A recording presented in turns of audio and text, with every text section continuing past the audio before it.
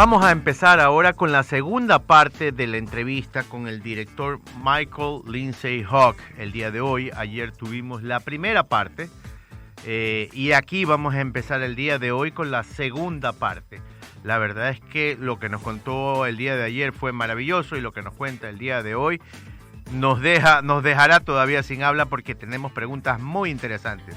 ¿Quién es su preferido de los Beatles? ¿O cuál es su grupo preferido entre The Rolling Stones y The Beatles? Empezamos. Bueno, ahora le voy a preguntar la verdad sobre el rompimiento de los Beatles. ¿Qué tanto tuvo que ver Yoko Ono en este rompimiento? Porque tenía un rol fundamental en el film, en el documental que él hizo en 1970. Pero quiero saber si en verdad ella fue causa del rompimiento de los Beatles, como lo sentimos algunos por ver su documental. So, talking about the breakup, in your film, Yoko Ono came somehow as the only woman who accompanied the Beatles all the time. People say that she helped to the breaking up of the Beatles and she was part of this breakup.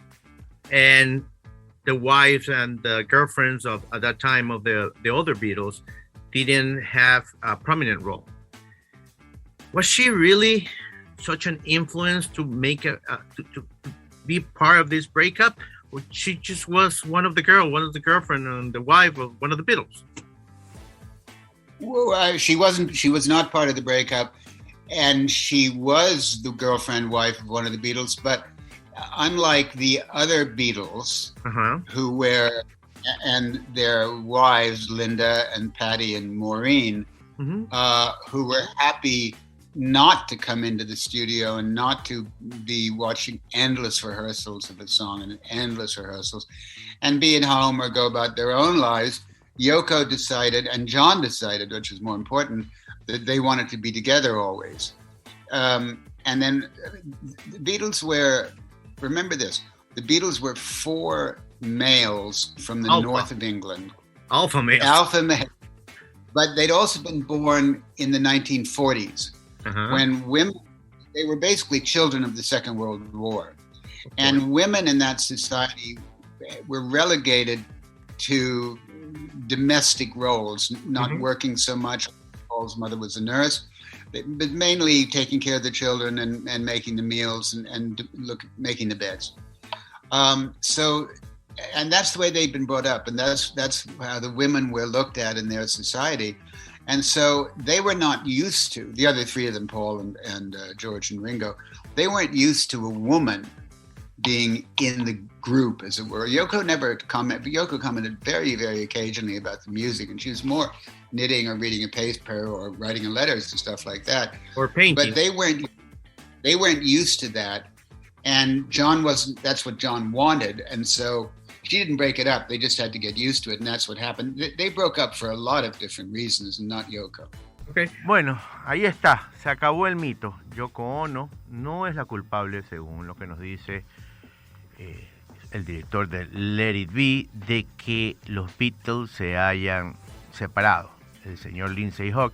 Dicen que, recordemos que los Beatles son niños de la Segunda Guerra Mundial de 1940, donde las mujeres no estaban muy acostumbradas a tener roles principales y que las esposas de los Beatles y las novias de los Beatles en esa época no querían ir a los estudios, mientras que John quería que su novia estuviera ahí, al lado de él. Que ella nunca comentaba muy poco comentó sobre la música, que ella más se dedicaba a escribir, a dibujar, a pintar, a ser la compañera de él, pero que no se metía en el día a día. Nos dice él que Yoko Ono no fue culpable, que los Beatles se miraron por muchísimas otras razones, que los Beatles eran unos alfa males, es decir, que eran unos machos alfa, que no estaban acostumbrados mucho a que las mujeres fueran parte importante, y que John sí quería que Yoko fuera importante en su vida, pero no tuvo algo que ver en la ruptura del grupo Los Beatles. Ahora le voy a preguntar a él, con tantas horas que tuvo él de filmación, con tantos procesos que tuvo de filmación, con tantas cosas que había en ese contenido, ¿cómo eligió él qué podía entrar dentro de esos 90 minutos. With so many hours that you recorded for this film, or this at the beginning as TV special, how did you choose what was going to be in Let It Be? That must be difficult. Yeah. Well, especially with all the egos that you have in the Beatles. Yeah. Well, it's a good question. A lot needs to sync up to get the audio in the same time as the picture. And again, the Beatles had not broken up when we shot it. There were tensions between them, as there were between any artists. They were actors, if they were musicians, and the scene, Paul and George are talking, and Paul says, "I hear myself annoying you." And George says, "Well, I'll play whatever you want, or I won't play at all." That was no more than like two actors saying, "Well, I want to say the line like this, and you want me to say the line like that." It was a normal artistic disagreement. And they were happy for that to go in the movie, because they realized they weren't 20 years old anymore. They weren't the Fab Four. They were men about to embark on a different section of their lives. And so that was part of growing up. Mm-hmm. Because the movie was released after they'd broken up, everyone thought, "Oh my God, that's what's happened between them. They don't get on anymore." They got on just fine. So we knew, we did a rough cut and we showed it to all the Beatles sometime in June, I think, 1969. And it was pretty good, but it was like 30 minutes longer. John and Paul and the girlfriends went out for dinner, and it was very nice. And then the next couple of days later, someone called me from Apple, their company, saying, "I thought the movie looked pretty good." "Yeah, good." And then the person said, "But I think there's too much John and Yoko in the movie." And I said, "Oh, yeah, I think it's interesting." And he said, "Let me put it like this. I've had 3 phone calls this morning saying there's too much John and Yoko in the movie." So it meant that the other 3 Beatles felt they didn't want too much attention given to John and Yoko, because that would look like they were splitting. Okay. So we cut some of the John and Yoko out. And so it was, they didn't interfere very much at all, but they had certain things they didn't want particularly to be shown. And they inferred that to me. They weren't heavy-handed, but they were clear. And so therefore there were some things that I wasn't really able to show that Peter was. A ver, nos dice que sí, que es una buena pregunta, porque la verdad es que fue un trabajo bastante difícil, que ellos no imponían nada, que ellos decían que no les gustaba, que había problemas ya entre ellos, como cualquier grupo musical, que muchas veces le decían, "Oye, esta línea no me gusta, esta línea sí me gusta", etcétera, etcétera, etcétera. A mediados de 1969, él fue a mostrarle a los Beatles con sus esposas a una cena cómo iba el documental, les mostró media hora, quedaron contentos, pero un par de días después llamó a alguien de Apple Records, la compañía musical de los Beatles, a decir que los Beatles sentían que habían mucho Yoko Ono y mucho John, lo que le había preguntado anteriormente a él, y que la persona que lo llamó de Apple Records le había dicho, "Mira, te lo pongo de esta manera, he recibido 3 llamadas el día de hoy sobre el tema".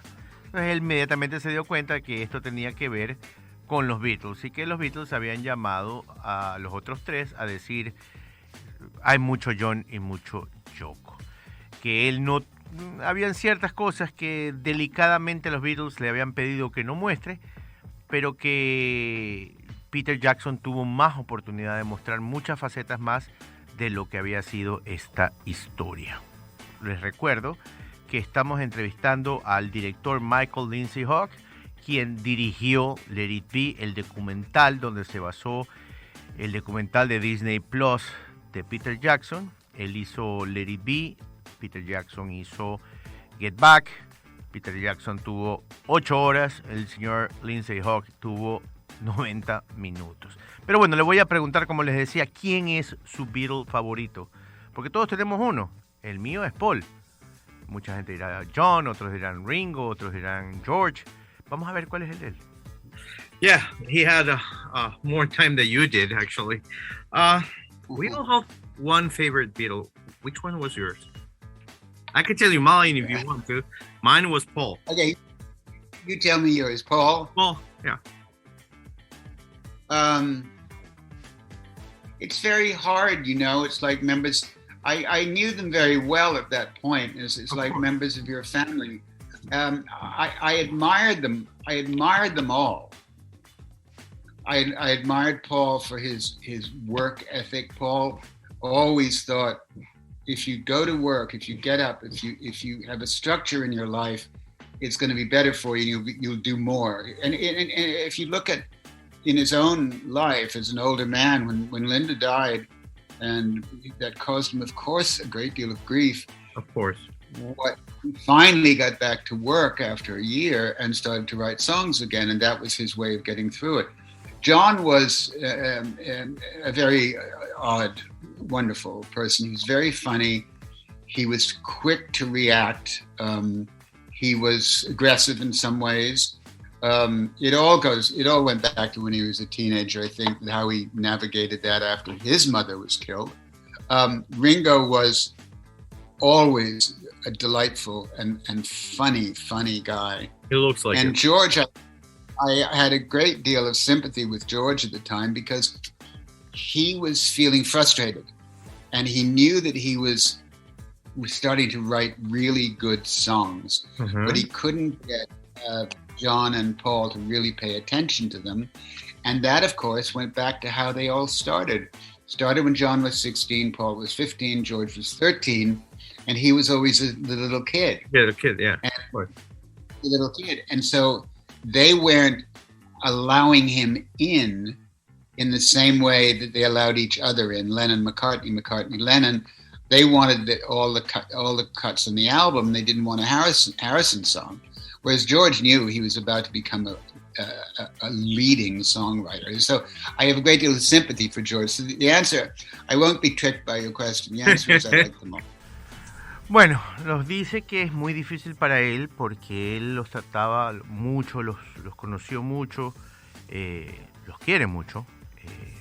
Nos cuenta un poco de cómo sobrevivió el señor Paul McCartney, la muerte de su esposa Linda, y lo hizo a través de regresar a la música, de componer canciones. Nos dice, por ejemplo, que John tuvo una infancia muy difícil y sobre todo una juventud muy difícil donde mataron a su madre. Yo no lo sabía, me acabo de enterar. Que Ringo era muy chistoso, muy gracioso y que la verdad es que era un tipo muy agradable, siempre gracioso, siempre cordial. Y George Harrison, aquí nos estamos enterando de algunas cosas, se sintió muy frustrado en su época final de los Beatles porque él sabía que estaba componiendo música maravillosa, pero que no podía hacer que John y Paul la escucharan y romper esa cadena que tenían McCartney en Lennon, McCartney, de componer el 90%, 95% de las canciones de los Beatles, y que eso también llevó a acabar con ellos. Yo le voy a preguntar a él algo importantísimo. Le voy a preguntar si él tiene una preferencia, porque él trabajó con las dos bandas más importantes de todos los tiempos, los Rolling Stones y los Beatles. Le voy a preguntar si tiene una preferencia con quién trabajar. My last question. You worked with two of the most important rock band or music band ever. Do you have a preference between the Rolling Stones and the Beatles? Guillermo, it's another trick question. I'll tell you. That's my job. I know. You're doing it very well. Because of this television show I directed, Ready, Steady, Go, which was a live television show, I started doing it in 65, 66. I worked more closely with the Rolling Stones because they were on the show more than the Beatles. Because the Beatles that's why the Beatles started to do videos. They didn't want to appear on these television shows. Security issues, they didn't want to have to travel. The videos of Rain and paperback writer. So I worked more closely with the Rolling Stones, particularly Mick. The Rolling Stones, the Beatles were the four Beatles, and there wasn't particularly a lead Beatle. There was Lennon McCartney in singing, but with the Rolling Stones, the lead Stone was Mick. Of course. And so the one you talk to. They all were musically. Keith is genius. But whenever I had an idea for how the Rolling Stones might perform one of their songs on Ready, Steady, Go, whether it was Satisfaction or whether it was Ruby Tuesday or whether it was Painted Black, I'd call Mick up and say, here's the idea I had, and what do you think of it? And he'd say, yeah, that really works. Let's figure out how to do it. In the same way that when he asked me to think about a TV special with him, I had this idea. I was doodling, like we often do, a figure on a pad, and I doodled a circle, and I had no idea what the show was going to be, and the circle reminded me of the ring in a circus, and out of nowhere, the title came to me, and I called Mick Jagger up, and I said, I'm going to say 7 words to you. Tell me what you think. The Rolling Stones Rock and Roll Circus. So all we had was the title, but he immediately got it. Therefore, to answer your question, I, over the years, worked much more closely with Mick and Keith because I did their videos for 15 years. Are you still in touch with them? Mick more than anyone, and probably McCartney more than anyone else. Mick and I have a good relationship because we've known each other for over 50 years. Wow. Bueno, nos dice que es una pregunta engañosa, que es la segunda que le hago, porque le pido que escoja entre alguien. En este caso le pedí que escogiera entre las bandas, entre Rolling Stones y entre The Beatles, y él me dice que es muy difícil para él escoger. Pero al final de su respuesta nos dice que trabajó y ha conocido a Mick Jagger por más de 50 años y que trabajó casi 15 o 20 años junto a él haciendo los videos y hacía los programas especiales y le creó un título dentro de los programas y música que él hacía que se llamaba El Circo de los Rolling Stones. Los amantes de los Rolling Stones tienen que saber de qué estoy hablando. Me dice que todavía tiene una relación con Mick Jagger, porque lo conoce hace más de 50 años y que todavía conversa de vez en cuando con Paul McCartney. ¿Se pueden imaginar las historias que debe tener este señor que no alcanzamos a preguntarle el día de hoy? Yo creo que al final, sin querérnoslo decir, nos dice que Paul McCartney y los Beatles están en un segundo lugar de Mick Jagger y los Rolling Stones. Gracias, le quiero agradecer de todo corazón a este señor productor, a esta historia que vive y que sabe muchísimas cosas que los amantes tanto de The Rolling Stones como The Beatles quieren saber y les encantaría conversar con él. Les hemos traído un poquito de lo que ha hecho el día de hoy en esta entrevista, traerles a ustedes esta historia de cómo se hizo un documental en 1969, se lanzó en 1970, cómo vivió él la ruptura de los Beatles, cómo vivió él producir para los Rolling Stones. Este era el señor Lindsay Hogg, Michael Lindsay Hogg, una carrera envidiable en la producción de la música y de videos. Sir, thank you very much. It's been an honor and a pleasure. All the people in Ecuador, I know they're going to be really happy to hear from you when this comes up. And thank you very much. In a personal note, and as I told you in the email that I sent you, Let It Be was the only thing that really got my father and I together when I was a kid, because he was a Beatles lover, and that was his favorite movie. So we watched it all the time when I was a kid. So I know it perfectly. Well, I'm glad to hear that. I'm glad to hear you know it perfectly, and I'm very glad it was a bond between you and your father, because the Beatles could do that. Yeah, the music can do that. The music can do that. Yeah. The music, that's just interesting between the Rolling Stones and the Beatles. The Rolling Stones tended to write more about sex. The Beatles tended to write more about love. Of course. Thank you very much. I think that.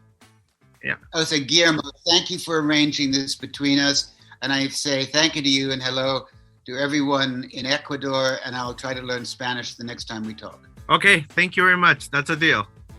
Have a great day, sir. Bye-bye. Bye-bye.